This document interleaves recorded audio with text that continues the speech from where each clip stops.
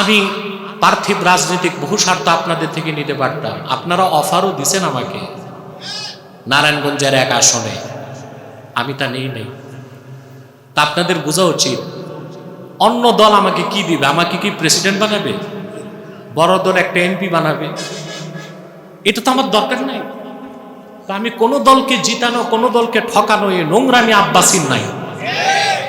কোরআন সুন্নাহর আলোকে যা সত্য এবং হক তা বলছি এবং বলবো ইনশাআল্লাহ।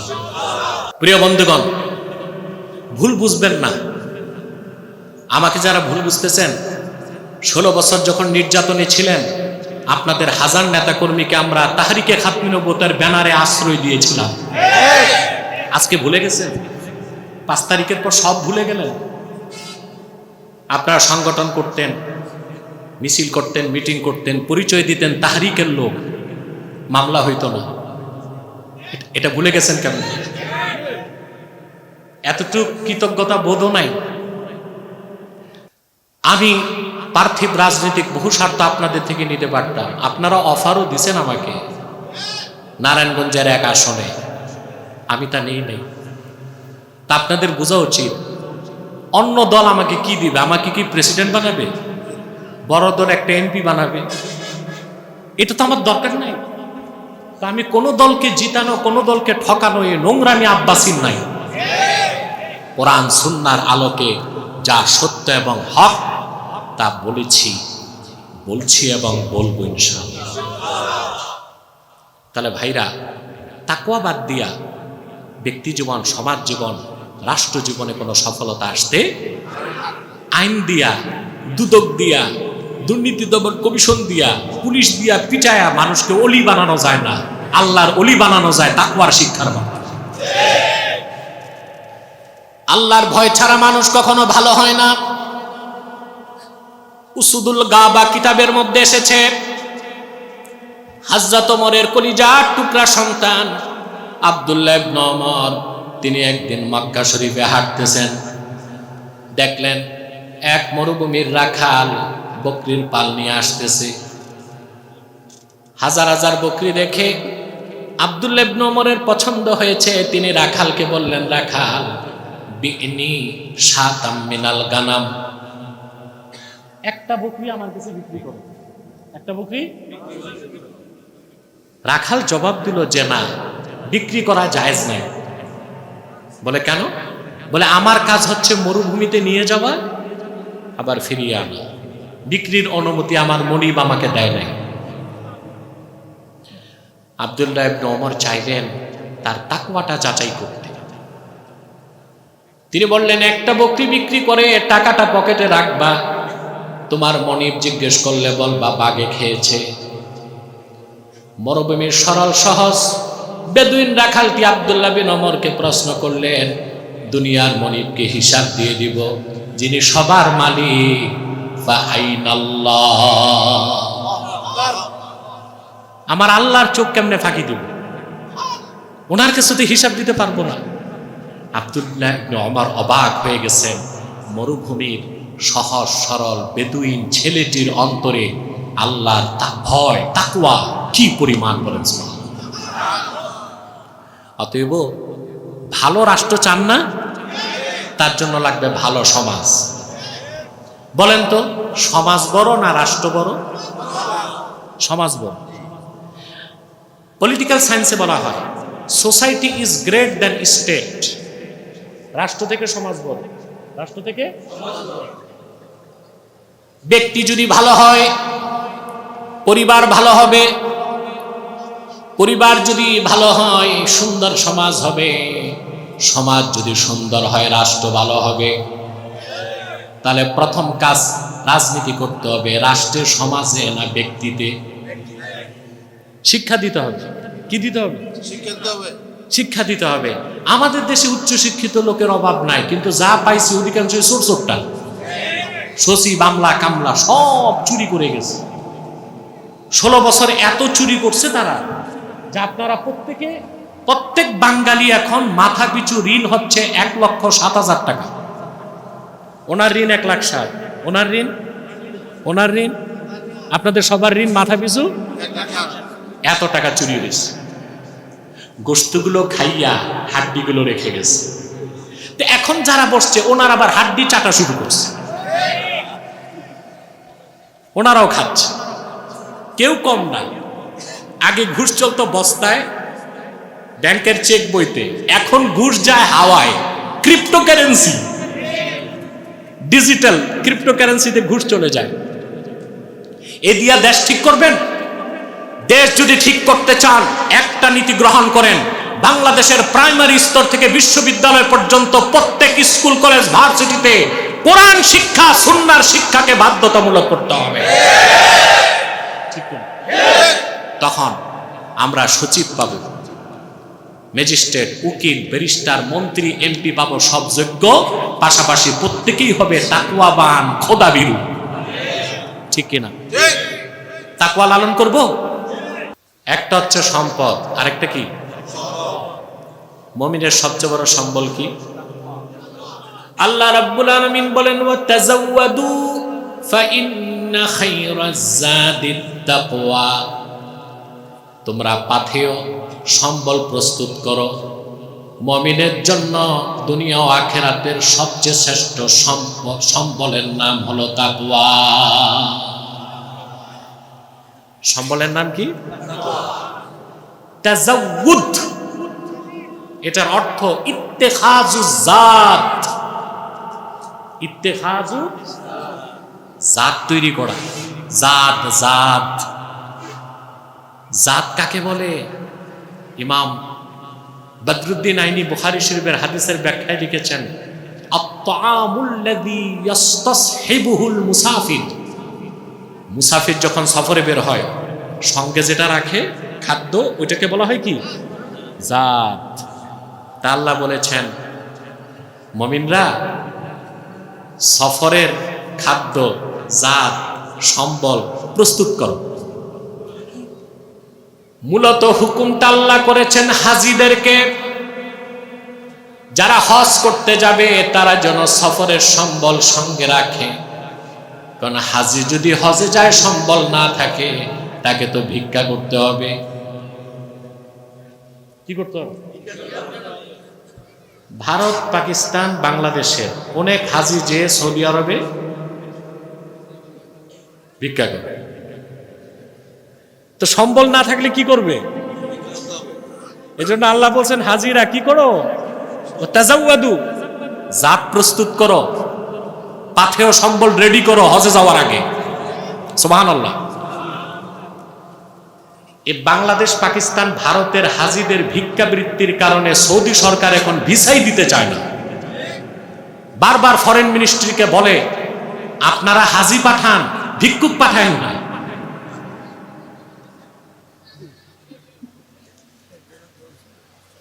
হাজীদের জন্য হুকুমটি খাস, বাকিদের জন্য আম। সারা দুনিয়ার প্রত্যেকটা মানুষই তো সফরে আছে, সুবহানাল্লাহ বলবেন না?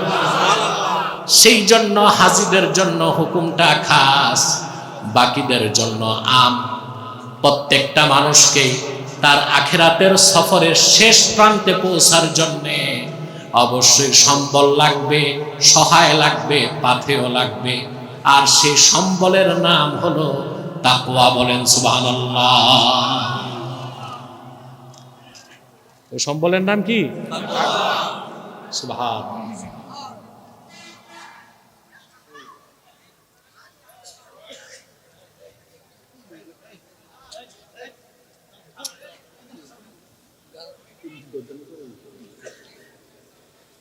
এগুলো তো আগে ছিল না, এখন বের হয়েছে কোত্থেকে?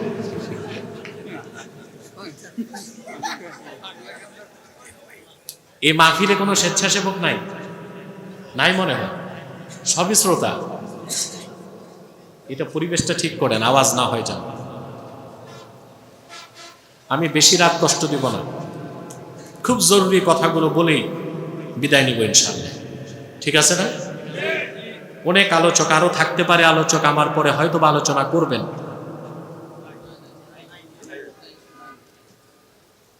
তাহলে আমরা একটু পরে মুনাজাত করবো ইনশাআল্লাহ। প্রিয় ভাইরা, আমরা কি মুসাফির না?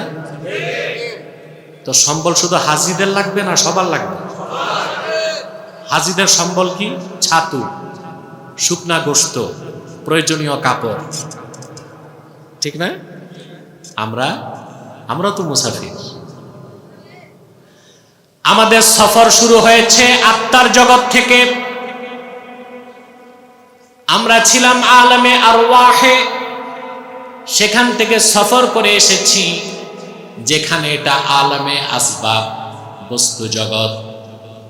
এখান থেকে সফর করে যাব আলমে বারজাখ, কবরের জগৎ। সেখান থেকে সফর হবে আলমে মাহশার, হাসর ময়দান। সেখান থেকে সফর হবে ঈমান থাকলে জান্নাত, ঈমান না থাকলে জাহান্নাম।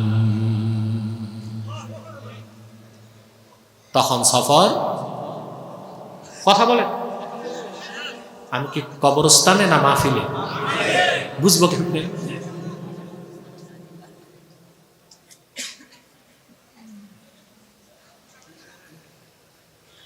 আমার সংগঠনের লোকগুলো কোথায়?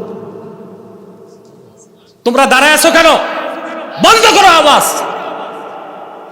এটা মাহফিল, মাহফিলের আদব রক্ষা করা ওয়াজিব।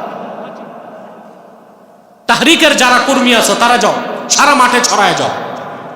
সবাই না, কিছু, বাকিরা বসো। প্রিয় বন্ধুগণ, ছিলাম কোথায়? আসি কই? যাব কই? উঠব কই? আলমে আরওয়াহ, আলমে আসবাব, আলমে বারজাখ, আলমে মাহশার। ওখান থেকে ফাইনাল ডেস্টিনেশন দুইটা, কিসমত ভালো জান্নাত, বদকিসমত তখন সফর। এখন সফরে আসি কিনা? এখন কি লাগবে? সম্বল। কি লাগবে? হাসর ময়দান থেকে চূড়ান্ত গন্তব্য দুইটা। فأما من طغى وآثر الحياة الدنيا فإن الجحيم هي المأوى। আর যে ব্যক্তি সীমা লঙ্ঘন করলো,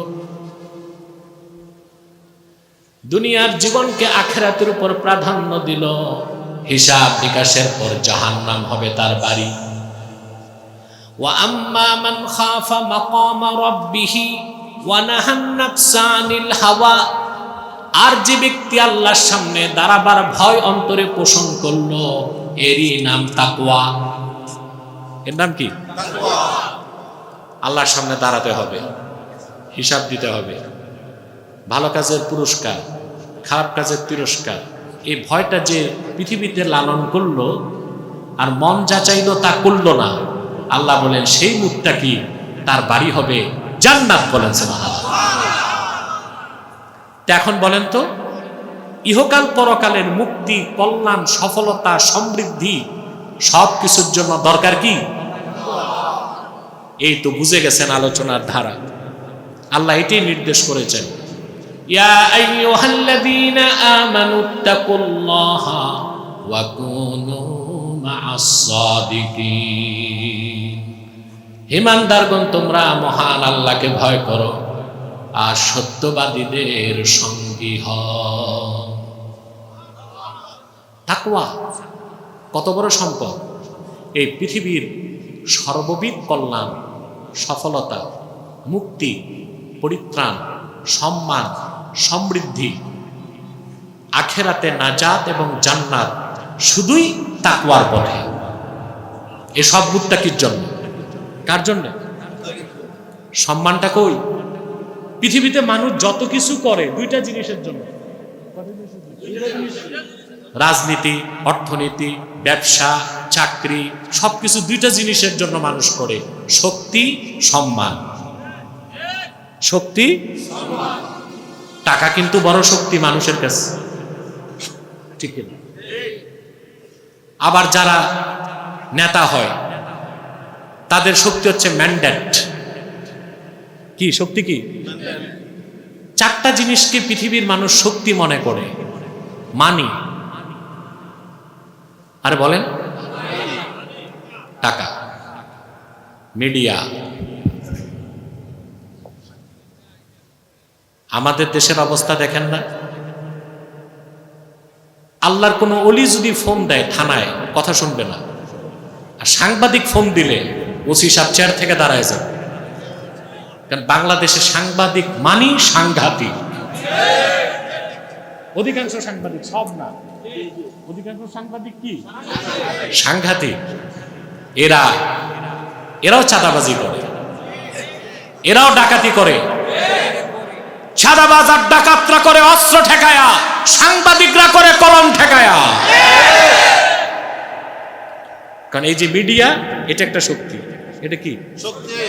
একটা হচ্ছে মানি, আরেকটা হচ্ছে মিডিয়া, আরেকটা হচ্ছে ম্যান্ডেট, আরেকটা হচ্ছে মাসাল। এই চারটা শক্তির জন্য মানুষ সব করতেছে। ব্যবসা করতেছে, চাকরি করতেছে, রাজনীতি করতেছে, একজন একজনকে মারতেছে। মূলত দুইটা, সম্মান আর শক্তি। মানুষ যে কত সম্মান চায়, এখানে সম্মান আছে? এখানে দেখা যায় কখনো ফুলের মালা, কখনো জুতার মালা। যারা ১.৫ বছর আগে দুর্দণ্ড প্রতাপে দেশ চালালো, যাদের গাড়িতে ফ্ল্যাগ উড়েছে, আগে পিছে পুলিশ দৌড়িয়েছে, এই লোকগুলো ২৪ ঘন্টার ভিতরে বাংলাদেশ ছেড়ে আসাম আর ত্রিপুরার জঙ্গলে পালাইছে। তো সম্মান কই? কেউ উড়ে, কেউ ঘুরে। বেশি পালাইছে আপনাদের আখৌরা দিয়ে। আর যিনি খলনায়িকা, উনি পালাইছেন উড়ে। এই সম্মান, সম্মান হচ্ছে তাকওয়ার পথে। আল্লাহ রাব্বুল আলামিন বলেন, ইয়া আইয়ুহান নাসু ইন্না খালাকনাকুম মিন যাকারিন ওয়া উনসা ওয়া জাআলনাকুম শুউবান ওয়া ক্বাবাইলা লিতাআরাফু ইন্না আকরামাকুম ইনদাল্লাহি আতকাকুম। আল্লাহ রাব্বুল আলামিন বলেন, ওহে মানব জাতি, আমি তোমাদেরকে একজন পুরুষ একজন নারী থেকে সৃষ্টি করেছি। অতঃপর তোমাদেরকে বিভিন্ন গোত্র এবং বংশে বিন্যস্ত করেছি। তোমাদের মধ্যে কে কালো, কে সাদা, কে আরবি, কে আজমি, এটার কোনো মানদণ্ড আল্লাহর কাছে নাই। এটা মানদণ্ড নয় সম্মানের। ইন্না আকরামাকুম ইনদাল্লাহি আতকাকুম। তোমাদের মধ্যে যার অন্তরে আল্লাহর ভয় যত বেশি, আল্লাহর কাছে তার দাম বেশি। আমি একটা হাদিস শোনাচ্ছি। আউফ ইবনু মালিক আল আশজাঈ রাদিয়াল্লাহু তাআলা আনহু, হাদিসটি বুখারীতে এসেছে, তাফসীর ইবনে কাসীরও আছে। আল্লাহর হাবিবের জলিলুল কদর সাহাবী আউফ ইবনু মালিক আল আশজাঈ রাদিয়াল্লাহু তাআলা আনহু, ওনার একটাই কলিজার টুকরা সন্তান ছিল। কাফেররা তার সন্তানকে বন্দী করে ফেলল। স্বামী স্ত্রী অঝড় দ্বারায় কাঁদতে লাগলেন, একটাই সন্তান, এও যদি চলে যায় ভবিষ্যৎ চলবে কেমন করে? সাহাবীর স্ত্রী সাহাবীকে বললেন, আপনি দ্রুত রাহমাতুল লিল আলামিন আল্লাহর হাবিবের কদমে চলে যান, সন্তান হারানোর বিপদ থেকে বাঁচার ব্যবস্থা পেয়ে যাবে। বুক ভরা দুঃখ আর চক্ষু ভরা পানি নিয়ে সাহাবী আল্লাহর হাবিবের কদমে আসলেন। সাহাবী বললেন, ইয়া রাসূলুল্লাহ, ইয়া হাবিবাল্লাহ, একটাই মাত্র সন্তান আমার, কাফেরেরা তারে বন্দী করে ফেলেছে। আমার সন্তান আমি ফেরত চাই। রাসূলুল্লাহ তাকে সবক দিলেন, ইত্তাকিল্লাহ ওয়াসবির। তুমি আল্লাহকে ভয় করো, আল্লাহর উপর ভরসা রাখো আর ধৈর্য ধরো। ওয়া আমুরুকা ওয়া ইয়্যাহা আন তাস্তাকসিরা মিন কওলি লা হাওলা ওয়ালা কুওয়াতা ইল্লা বিল্লাহ। আর আমি তোমাকে ও তোমার স্ত্রীকে আদেশ করছি সন্তান হারানোর বিপদ থেকে বাঁচার জন্য তোমরা দুজনই বেশি বেশি লা হাওলা ওয়ালা কুওয়াতা ইল্লা বিল্লাহ দোয়াটা পড়তে থাকো। আল্লাহর হাবিবের উম্মত, আমাদেরকে আল্লাহ যে কি সম্পদ দিয়েছেন, একটা দোয়া, কানজুম মিন কুনুজিল জান্নাহ। সুবহানাল্লাহ বলবেন না? বিপদে আপদে যত বড় মুসিবত হোক, সকাল সন্ধ্যা হাজার হাজার বার পড়বেন লা হাওলা কুওয়াতা না কুওয়াতা, শুদ্ধ উচ্চারণ করেন লা হাওলা ওয়ালা কুওয়াতা ইল্লা বিল্লাহিল আলিয়্যিল আযীম। আপনার অজান্তে বিপদ থেকে বাঁচার পথ আল্লাহই করে দিবে। আপনার তো বিপদে পড়লে আগে যান পুলিশের কাছে, ছেলে বিদেশ যেতে পারে না, মায়ের রোগ, বউ ক্যান্সার, ছেলে কথা শোনে না, যায় কবিরাজের কাছে। বাংলাদেশে অধিকাংশ কবিরাজি টাউটার, পয়সা নেবে ঠিক, তারপর আপনাকে এমন কথা বলবে জীবনে হবে না। আটলান্টিকের 7 ফোঁটা পানি, বঙ্গোপসাগরের লবণ, বান্দরবনের কেওড়া পাতা, সুন্দরবনের গোলপাতা, টাকা তো দিচ্ছেন, কিন্তু এগুলো আনতে আনতে কিয়ামত চলে আসে। তো কবিরাজদের কাছে যাবেন না। আল্লাহওয়ালা পীর বুজুর্গ যদি রুকিয়া শারঈয়া কোরআন সুন্নাহ মোতাবেক আমালিয়াত দেয়, ওইটা নিতে পারবে। ঠিকটা তো ঠিক মতো কইলেন না? তার মানে কবিরাজদের কাছে ধরা খাইছেন আপনারা।